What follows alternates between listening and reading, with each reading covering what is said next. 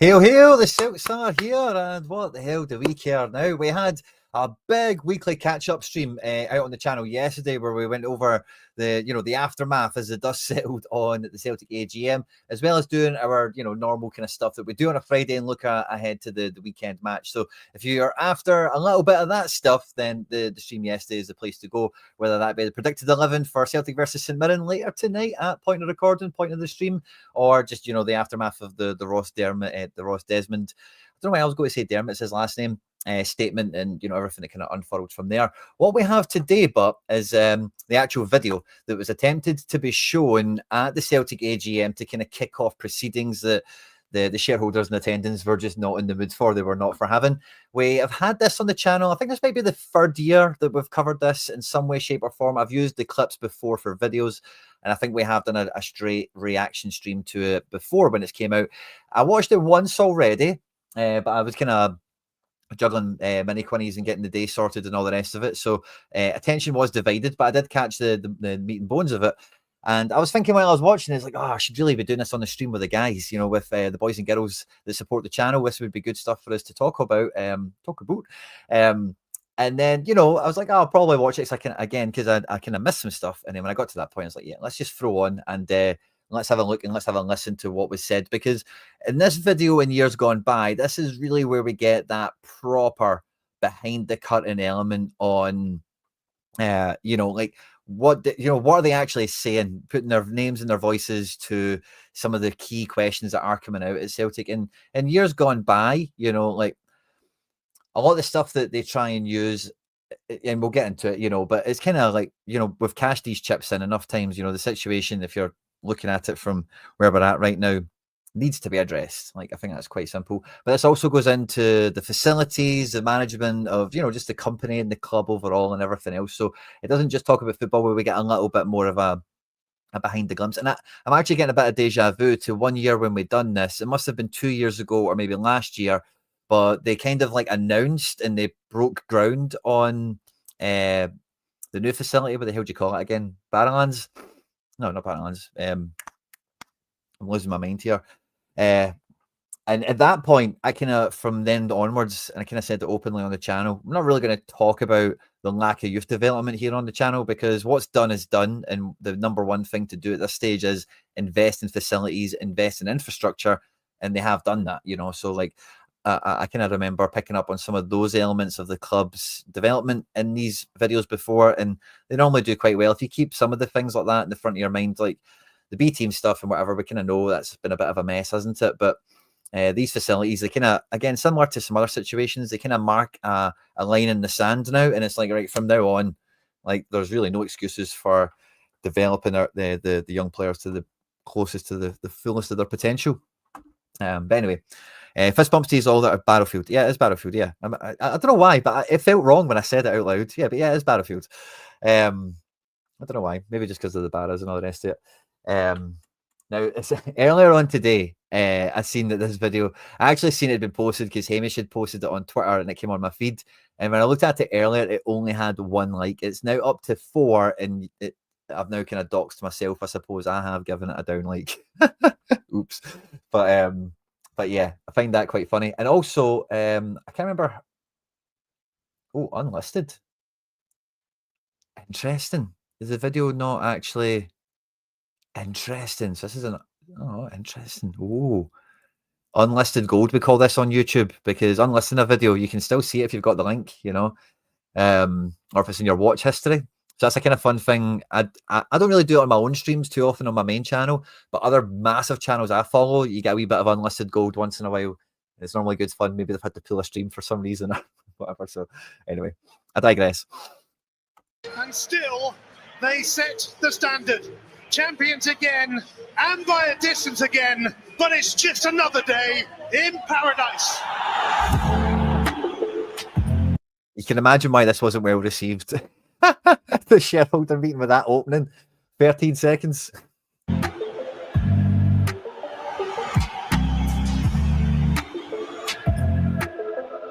Charles McGregor, he goes for goal. What a strike from the captain! It's a chance for Aida. Oh, what a goal!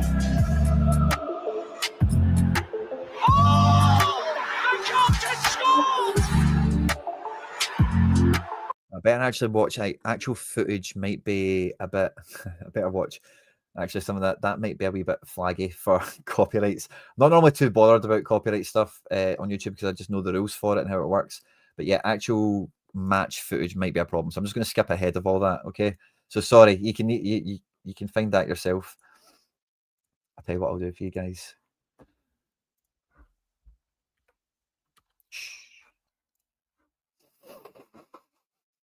Great fondness. Chairman, looking back on the year as a whole, then how would you summarise things? Yeah, I think in the whole it was a very good year for the club, both on and off the park. On the park, we were 15 minutes away from another treble. We probably had our best year in Europe for many years. And I really get footage all over this. So he's talking about best year in Europe. Do we maybe how do we change the speed? Playback speed. Let's go at 1.5. losing to Bayern Munich in the playoffs. So all in all, I think we were happy. A great achievement for the management and the players. And off the pitch, we had record results. Our revenue was up almost 15%. Our profits of around 34 million was again a record. And did we a record spend in the transfer market for Bloody footage. Headline numbers we're all familiar with. We've seen the annual report when they came out. They've been kind of referenced again in another release that's been on the website, the downloadable one as well. But yeah, I just kind of want to move this on like a second or two just to break up the frames. There we go. The cash balance stayed the same, but that represented the investment in player trading and the capex projects, mainly Barrowfield. Michael, the expectations at Celtic. Okay, so that was just headline numbers, I guess, from Peter Lawwell, wasn't it? They are always huge at the start of any campaign. So as I kind of want to take it off 1.5 speed, but I know it's going to cut to probably footage again. the Chief Executive, what pleased you most about the 2024-25 season? Well, we always have high expectations at Celtic. We always want to do our best. We celebrate success, but we never rest on it. We always want to get better. On the pitch last season,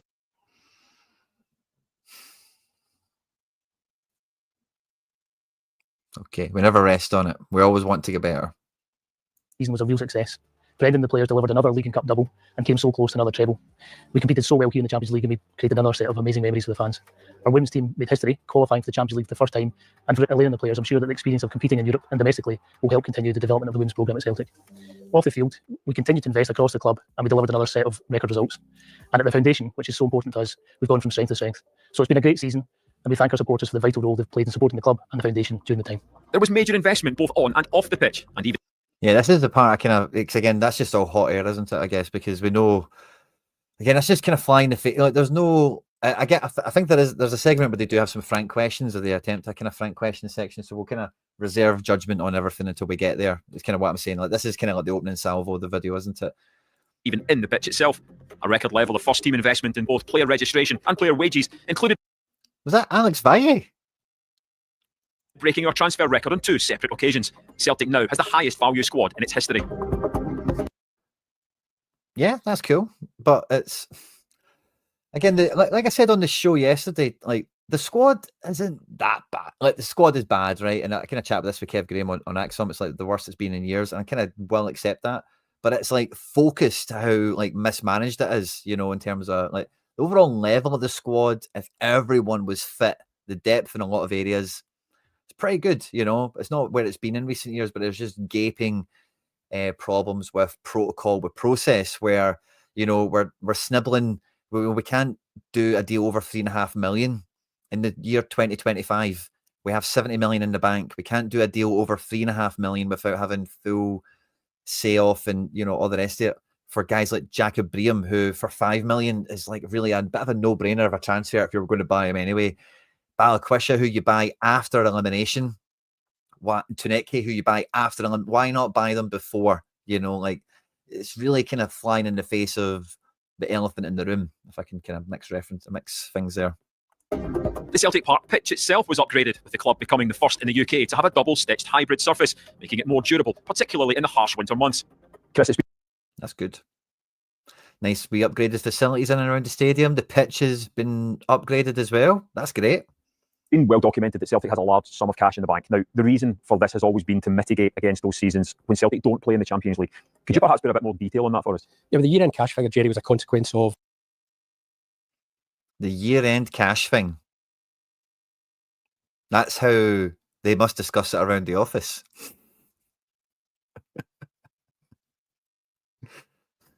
Feels like he's looking right at me.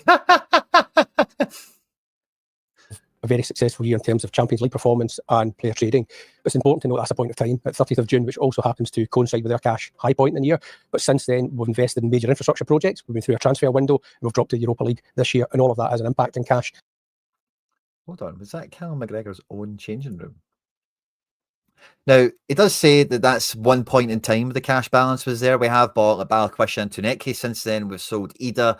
So there's, you know, he's not telling us the bank balance has been down since then, but he is saying that's the high point of the year. So, like, I think the cash balance was 77 mil. Like, maybe today it's like 68 or something, I guess. I'm just throwing a random number out there. In the year, but since then, we've I want to. Oh yeah, I did skip back, didn't I? invested in major infrastructure projects. We've been through a transfer. But so again, I said this in the beginning of the stream. I've kind of gave them carte blanche for some of the youth development stuff and whatever because they broke ground on this a few years ago. They cashed this chip in then. You know, they said, you know, you could see it on the balance sheet, like the chunk of money that went out for this place. Now, there might still be a payment and an installment that's on the balance sheet for this year. It's not something I've actually looked at specifically. Next time I look at it, I will bear that in mind. But I don't think the spending of this has any real implication on the accounts for the year, do they? Maybe. I don't know. A window, and we've dropped to the Europa League this It is Callum McGregor's own changing room. That's quite cool. In its own little way, I guess, because he's the captain or something. I don't know. But yeah, I don't know. It just doesn't sit right with me because again, like before, the way they've always spoken is like we need to have that buffer. We need to have that cushion, that rainy day fund, right? And then we get that first 30 to 40 million in the bank that does that job that you think. And then, you know, it was right, okay, well, the bank balance went up a bit, but we've also spent a lot of money. So even though we made all this money and you expected us to buy all these players, we only bought some players because the rest of that money we spent on Battlefield. And that was like 2 years ago now, maybe last year. I forget, but I'm pretty sure it was 2 years ago. That was kind of like attributed to why we didn't kick on again. So again, I'm just kind of putting that out there once more. But yeah, McGregor gets his own changing room. That's quite cool. Maybe it's something about being the Celtic captain. You know, you get your own. I don't know what the purpose of it is really. I guess thinking about it, but he's got his own changing room. Cool. This year, and all of that has an impact in cash. So the position today looks different. Our approach to running a club, Jerry, is always to balance being able to continue to invest in the first team, which is vitally important, but manage that alongside scenarios where we could be in the Europa League. So that's been our objective. Our objective's always plan A. And see when he says that, right? Again, it's a statement and it's a position that no one can really argue with, like on the face of it. Like, yeah, that's the way the club should run. Like, you know, like if we do like have a catastrophe, we don't get in the Champions League, or even we didn't even get to the Europa League, that, you know, we're not down the creek without a paddle, and we need loans and we need to borrow from shareholders and all that kind of stuff. Yeah, fine. Everyone's on board with that. But again, I'll say it already. We spent the money on Tuneki, we spent the money on Balikwisha.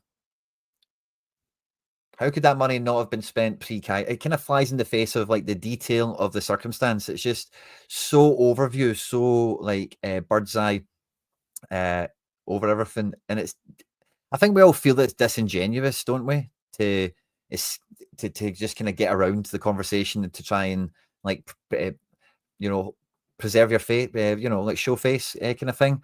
And there's really nothing wrong with like, you know, I've chatted to my pal about this before, right? And see if like it's record turnover, record profit, record squad value, record this, record that, everything's as big as it's got. See if they just sat down and went, guys, listen, we kind of bricked it a wee bit, you know, like we've never had this amount and we don't know whether this is like a new normal. We don't know, you know, they could have just, but they have to be right. They have to know more. They have to be, no, user, you know, that's the real disconnect, isn't it? There can't just be any sort of real, like, this is the situation, and yeah, man, we should have probably spent that. Like, Tuneki was like 6 million euros, Balikwisha the same.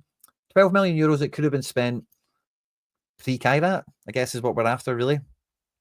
So Kieran McLeish, it's actually a wee bit of unlisted gold.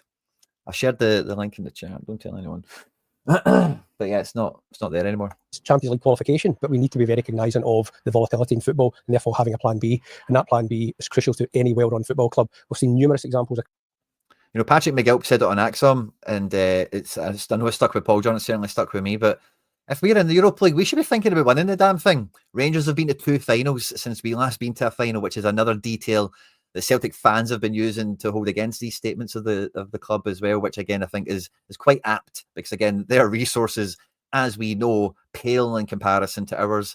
And you know, fair enough, we've not been in the Europa League for all those seasons that they were, but we find ourselves in that situation. And you know, maybe even thinking about it, like their squads have been pretty minging, haven't they? And they've done well. So is our squad comparable to a Rangers team that got to a Europa League final? It maybe actually is kind of maybe somewhat level-headed in that way, but it's very generous to say the least, and not really the point. We shouldn't be in the state of being like a Rangers team in any way, shape, or form. You know, we're so far ahead on all the metrics and everything. So again, like the surface level of what he's saying here, it's really, you know, no one disagrees with, do they? But it's just I was quite conscious I was listening to something back. Can you keep the mic right in front of me? But yeah, across the football landscape where clubs haven't had a plan B, and there's been severe consequences for that. And so who?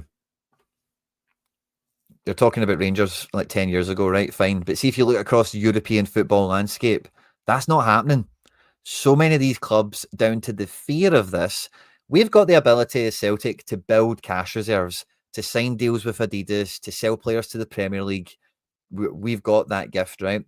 A lot of these clubs that we as Celtic fans see that we are now behind the 8 ball on, Bodo Glimt, Bruges, Midtjylland, Noordisland, whoever you want to think about, wanted that same thing that he's talking about.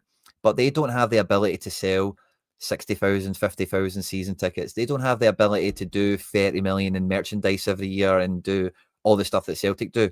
So the way that they secure themselves is by hiring the best people possible, by making sure every penny they spend goes the furthest it possibly can. Noordisland, one of the teams in Denmark, for example, one year, rather than buying a player or something, they spent like £1 million on an academy in Africa, and they just get lots of players out of it all the time. It's paid for itself 1,000 times over, I'm sure, by this point. And, you know, so if you look at the rest of the European landscape, yeah, maybe some of their bank balances don't fall in line with ours. I'm sure we're really a market leader. If you look at anyone who should be a competitor to Celtic, we outstrip so many teams in England, except for the TV revenue category. It's the only category where teams will put us to bed.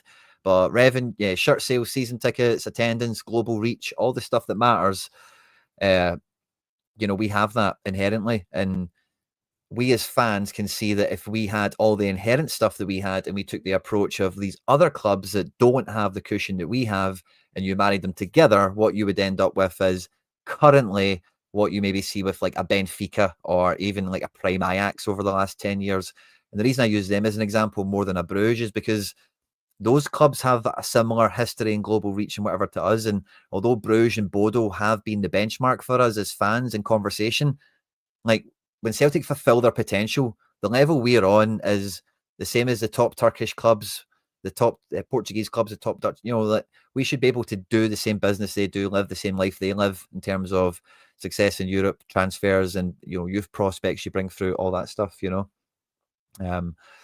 And yeah, to say the Gulf and the changing landscape around Europe, it's very one-sided. It's quite it's quite disingenuous, isn't it? It's ignoring that clubs with far less, and, you know, not even the Kairat thing and the Clujes and those guys, but even, as I say, the guys in Denmark, the guys in Belgium, Holland, and yeah, maybe they've got different, like Belgium and Portugal, I think they've got very favourable terms for like bringing players in from Africa and South America and whatever in each respective country. And yeah, maybe the UK and by extension Scotland maybe isn't quite as smooth as that.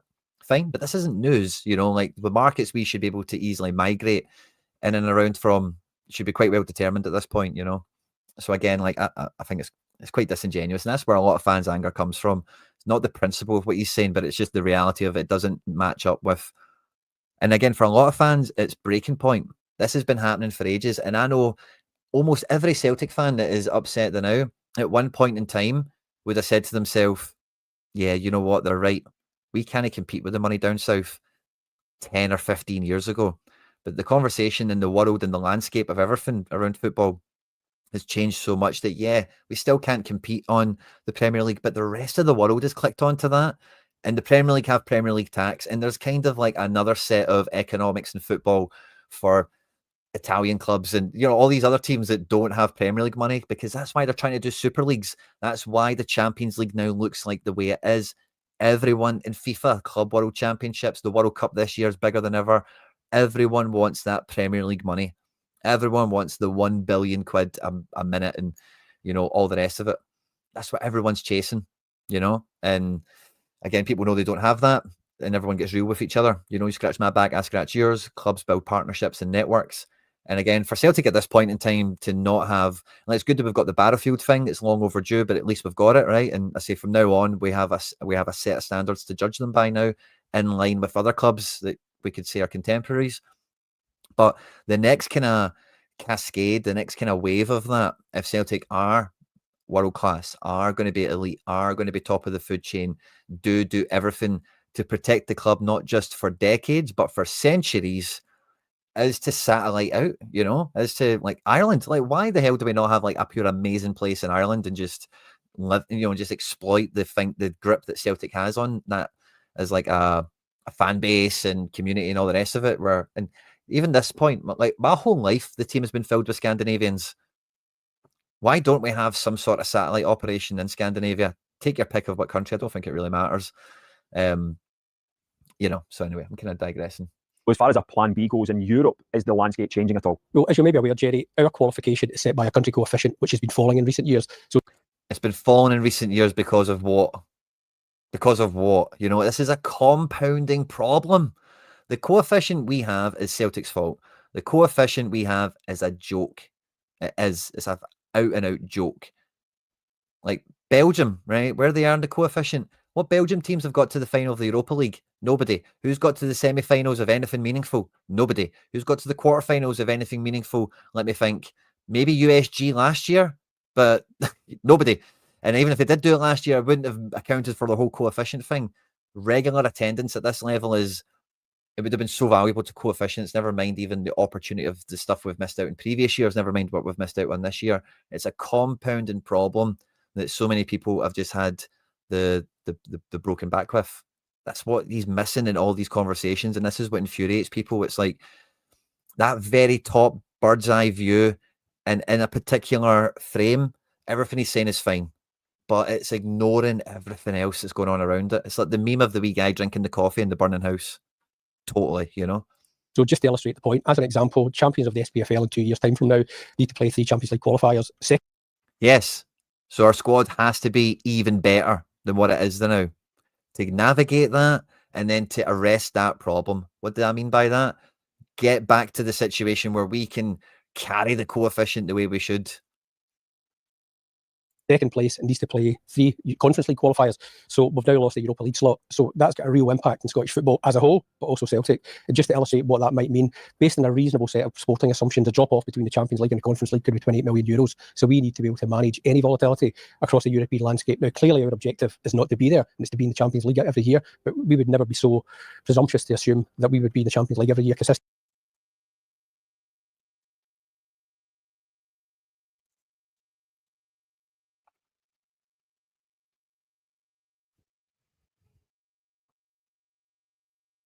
Nobody has a problem with forecasting that. Nobody has a problem with looking after that. You spent money on Ballaquish and Tunetke after the horse had bolted. The job's just not getting done the way it should. You know, the players were IDing, the amount we have to spend, the parameters of how people are allowed to spend money, 3.5 million soft ceilings and all that kind of stuff. It's just antiquated. It's process and protocol. It's just totally ignoring that element of it all, that the people with the hands on the steering wheel are not driving straight. They're not taking the turn on the corner they should be, you know. Again, random analogy of the day. History tells you something different. Okay, when you put it like that, it does seem like a lot of money that has to be planned for. But again, the club has been quite happy to say our player trading model is very successful. The player trading model has been successful because Matt O'Reilly played Champions League. Nicholas Kuhn was sold because he played Champions League, etc. So on and so forth. We struggled to sell Kyogo in a way because he didn't really prove himself in the Champions League. Kyogo didn't really ever have a great match moment, really, that would super stand out and like other teams around the world would look at, you know? Do you remember when, like, I remember when, do you remember when Lacazette scored? I'm sure, no, it was Benzema. Remember when Benzema scored a hat-trick against Rangers in that season? It was like, wow. Like, it was, again, Lyon, back then, the French league wasn't held to the level it is today. You know, like Kyogo, anyway, you need to have those, you need to have that platform to then have the player trading model. Oh, the £1 million guy becomes a £30 million guy. It doesn't happen in the Europa League. It doesn't happen in the Conference League. And the get out of jail card for these situations will be, or their hope will be, we'll sell the best player in the team. Doing that will become a lot harder if we don't. Like, if you look at the forward line we've got there now, we did a video on it on the channel a few days ago. I do have the winger video ready to go. That'll be out maybe Monday at this point. We'll see how things shake out. Iheanacho, free transfer. Shin Yamada, $1.5 million. Osmond, nothing, or a development fee. Johnny Kenny, we spent 150k on. And that's it, isn't it? That's our strikers. So the cost we've got on the strikers is like just under 2 million. That's how much we've spent on our current striker department. And every year gone by, when we've had a 50 goal output, 40 goal output from the centre forward position, we've had 2 to 3 players, ideally 3, that have equated to around 10 million. We're missing £10 million of striker power. If we have £10 million of striker power, yes, we don't have a God-given right to qualify from the Champions League. But even in the situation where we get to Europa League, you know, and again, we've got it for the wingers. You'll see that video when it comes out. It's in a very... By the way, the lack of investment in the wingers is, again, something... Hopefully you enjoy that video. But yeah. So it's very self-serving, I think, isn't it? But the devil's advocate argument is, do you need all of that money for a rainy day? Absolutely not, Jerry. If you think about it and you look over the last year, taking a step back, we invested the highest sums of money ever in the history of the club in a transfer window. We broke our transfer record twice. We had the highest first team cost in the history of Adamida's left.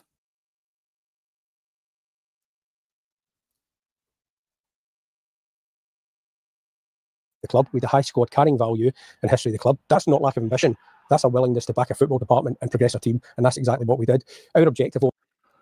Again, on the very top surface level of that, I can't completely disagree with him. But again, it's completely flying in the face of the implementation of said strategy is arse over elbow, I think is what they say.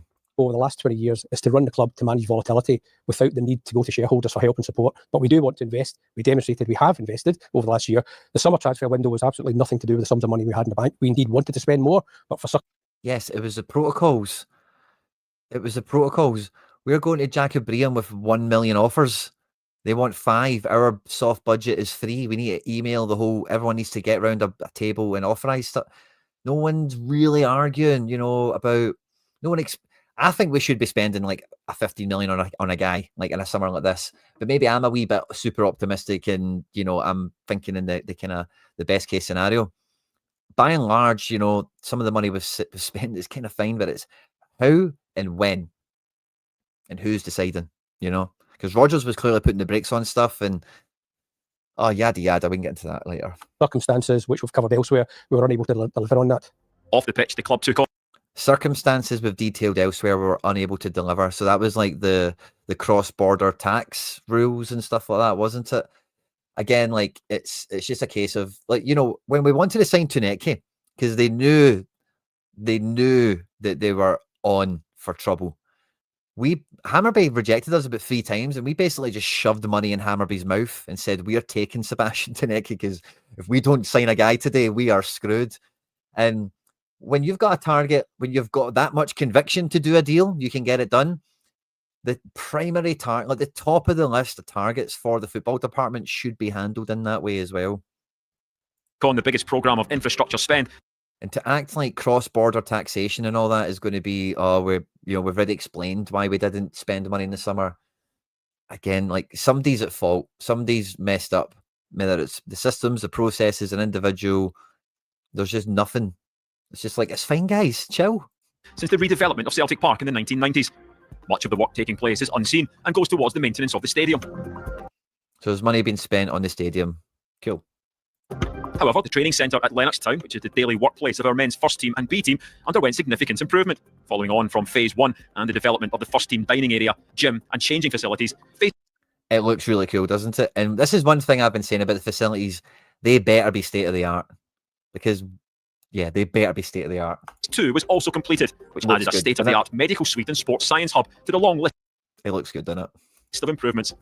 Phase 3, which is already underway, will see the development of an auditorium. Now, see this, right?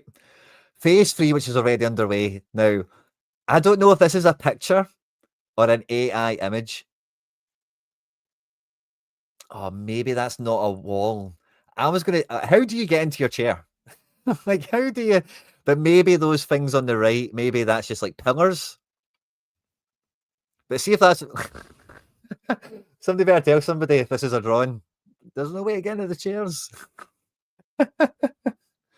But yeah, this is cool. I wanted, if they're getting facilities, we want it to be, yeah, somebody's in the chat saying it's AI. It probably is, isn't it? But I seen this earlier and I was like, how are you going to get to see?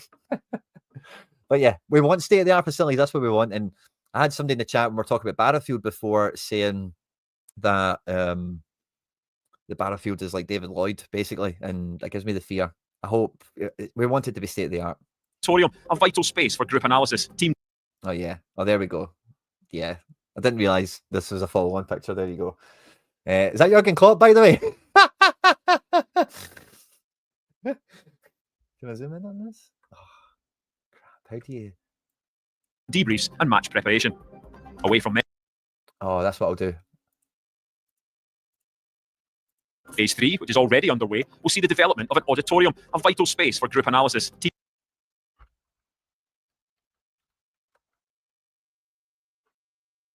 Oh, come on. There we go.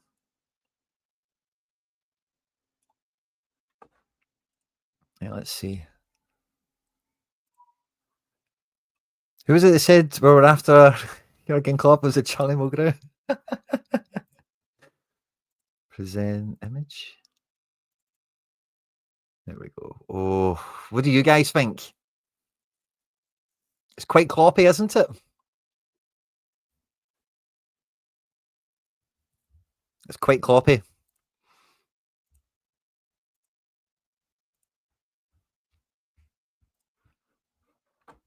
Team debriefs and match preparation.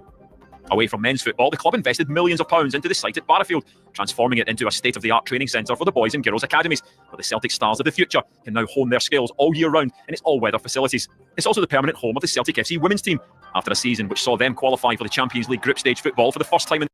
Go away with the footage, man.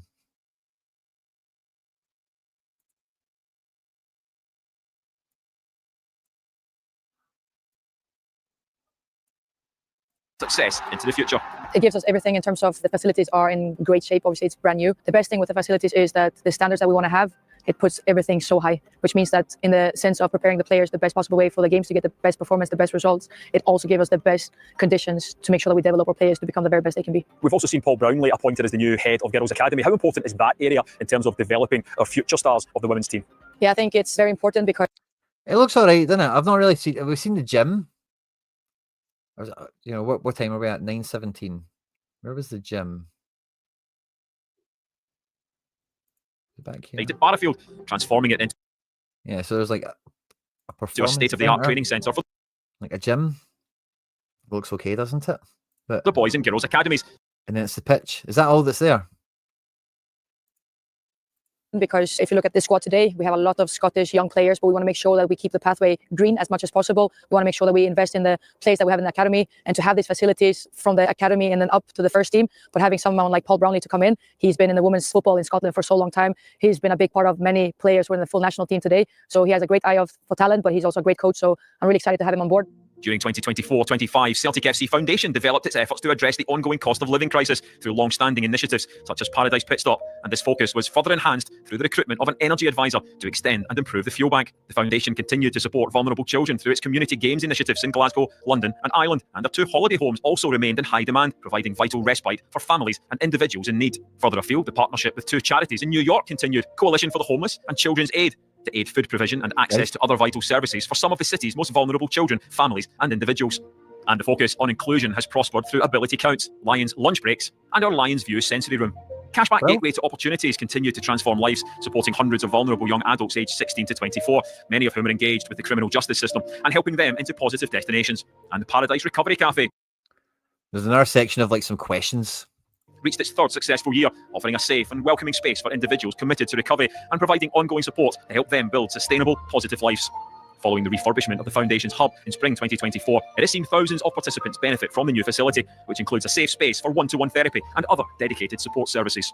Firstly, a massive thank you to everyone who's played a part in improving the lives of many people in our communities. In this new financial year, we've also expanded Paradise Pit Stop to 10 of our community partners across the west of Scotland and Ireland, and we've supported the UN's World Food Programme in Gaza. In total, we've invested another £200,000 in feeding people, in addition to the £300,000 we spend in Paradise Pit Stop annually. But our immediate priority is the Christmas appeal. Hundreds of families and many organisations who work with refugees, women and children in refuge, and the homeless community are all relying on our support. So that's the one area that we need help with in the next 4 or 5 weeks. As we sit here, though, these are challenging times since the team didn't qualify for the Champions League. There's been a lot of negativity, criticism around the club, a lot of it levelled at the people at the top. How would you respond to that? I understand the frustration and the negativity from some parts and the disappointment. We're all Celtic supporters as well as stewards of the club. I think we have to look at this the Stewards of the club. We were chatting about that, weren't we? broader sense. We need to look forward. We recognise we've made mistakes. We recognise there are improvements to be made. And that's our focus at the moment, is to do everything we can to make this club successful. I think in terms of the board's record, if you like, we've not done too bad a job over the years. When you look at the trophy haul, we've had unprecedented. Cash that chip, man. Success. We've been in Europe, group stage competitions every year bar two. Of course, over the years, there have been disappointments. There have been games we should have won and didn't. There's also been games we shouldn't have won and did. The disappointments go with the success. It has been more challenging. 2 secs.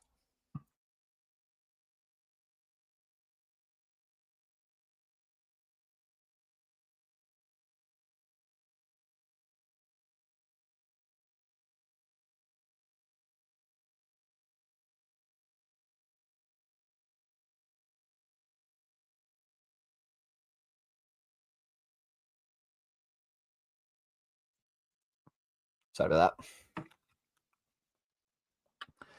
that. So not done too badly. Look at the trophies. Okay. But we go into it with the same ambition. We want to be the best we can be. Going into the summer, we had clear objectives. We wanted to qualify for the Champions League and we wanted to improve the team. We were all bitterly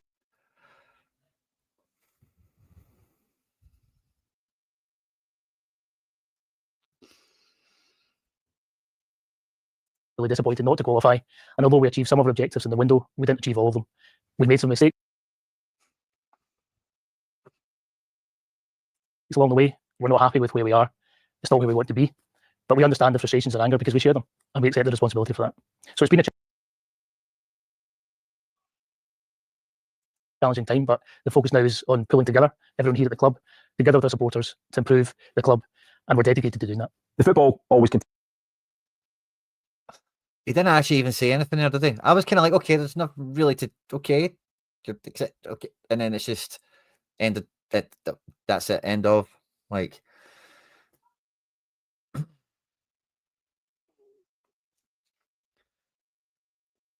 there's the thinnest little bit of we messed up and we know it and we're sorry and we'll do better. You know, like that is kind of there, but there's no like we're updating our processes, we're modernizing our protocols, or there's nothing. You don't need to tell us everything that's happening where we're moving the ceiling from 3.5 million to 5.5 million or whatever it is, but there's nothing here like that's been said, is there? Continues. So where are we heading as a club and how are we going to get there? Well, our objective is always to I'd love to ask him that.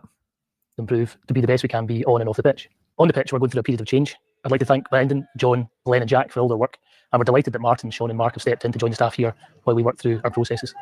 We hope to bring a new manager to the club to develop and grow our club and to bring success. We'll work hard to support the manager now and in the future, as we always do. At Barrowfield, we're going to work to make the most of the infrastructure. It's the same gym, isn't it? Improvements for the women's team and the academies that Chris has spoken about, and we'll continue to do all we can to develop the technical functions to improve the club, in particular around talent ID and talent development, which are so crucial to us. So there's going to be changing rooms and showers. We've seen there's like an analytics room and a kind of, you know, like a meeting room. Where was Callum McGregor's changing room? Was it at this place or was it? Where was Callum McGregor's changing room? Where was that again? Yes, this is just like pitches in a gym. Off the pitch, it's a really exciting time for everyone in the club, and we're working on a lot of the projects coming out of the fan survey. So you mentioned the fan survey, the biggest of its kind undertaken by the club. So what are the priorities then this year? Well, we were delighted with the response to the fan survey with almost 50,000 supporters engaging with it. I'd like to thank all of them for the feedback they've given us. Using this feedback, we want to make improvements for our supporters across the club.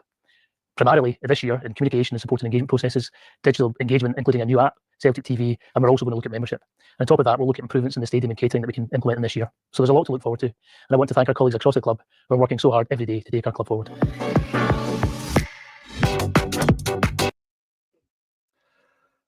Yeah, I mean, like saying, how to say nothing, really, isn't it? Yep, we didn't qualify for the Champions League. We know that. And that's it. Win and did. The disappointments go with the success. It has been more challenging. Every year bar two. Of course, over the years, there have been disappointments. There have been games we should have won and didn't. There's also been games we shouldn't have won and did. The disappointments. What games shouldn't we have won that we did? I'd really love to know that, by the way.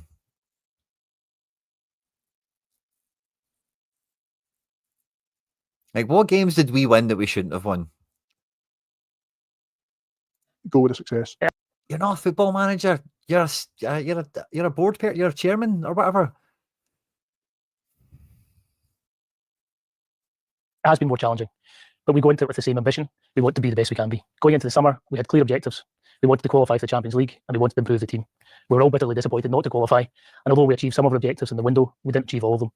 We made some mistakes along the way. We're not happy with where we are. It's not where we want to be, but we understand the frustrations and anger because we share them, and we accept the responsibility for that. So it's been a challenging time, but the focus now is on pulling together everyone here at the club, together with our supporters, to improve the club, and we're dedicated to doing that. The football always continues, so where are we heading as a club and how are we going to get there? Well, our objective is always to improve, to be the best we can be on and off the pitch. On the pitch, we're going through a period of change.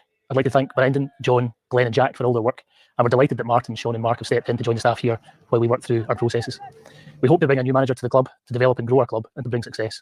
We'll work hard to support the manager now and in the future, as we always do. At Barrowfield, we're going to work to make the most of the infrastructure improvements for the women's team and the academies that Chris has spoken about, and we'll continue to do all we can to develop the technical functions to improve the club, in particular around talent ID and talent development, which are so crucial to us.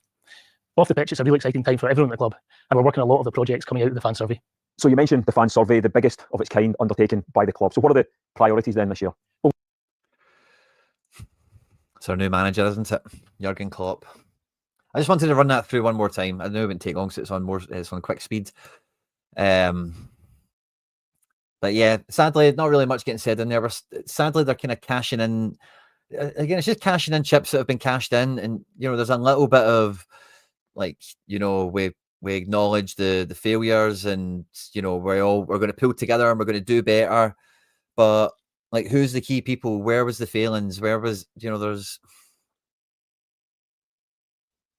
Again, they wonder why people are upset with them. There's no like due process here, and there's a lot of just ignoring the reality of we're in this situation down to these strategies and policies that have put is so the situation the board have put themselves in for this right now this summer is, like I said a few times already, it's the straw that's broke the camel's back. We've done this dance, we've seen this play out enough times over the last 20 years or whatever it's been. And you can't say that we shouldn't be further on than where we are, European-wise, even domestically. Like, really, the fact that Rangers even broke the 10, like, is something they should be accountable for. In that, they were obviously, I'm not going to bring all that up again, but again, it's something that is another benchmark on, like, we should be flying away, even when we sell people, even when we sack a manager mid-season. And we're not. So anyway, I want to. It looks like we've managed to unearth a little bit of unlisted gold here from YouTube. All you guys in the chat are saying Celtic don't have this one on their channel. If you have watched this here, like, subscribe, hit the hype button, share, retweet, please. It goes a long way to supporting the content we've got here. I did a preview of the game tonight, Celtic versus St Mirren. So if you're after a wee bit of that, the video yesterday, the second half of it, You can go and check all that stuff out as well. We'll have a breakdown after the game as well that probably came out Sunday. And then I guess on Monday, I'll release the wingers video because over 400 of you smashed the like button on the striker video. If you've not caught the striker video yet, you'll find that quite easily on the channel. It's not that old. And what I do is I go back from the season that will not be named, and I go through all of our striker movement, our ins and our outs, the transfers, the goal contributions, all that stuff to see the kind of the management of the department, as it were. And I've got a winger equivalent that we'll have out on Monday as well. Thanks everyone that tuned into this one live. If you're going to the game tonight, travel safe, have a great time, and hail, hail, and won the hoops. Fix my bar on it.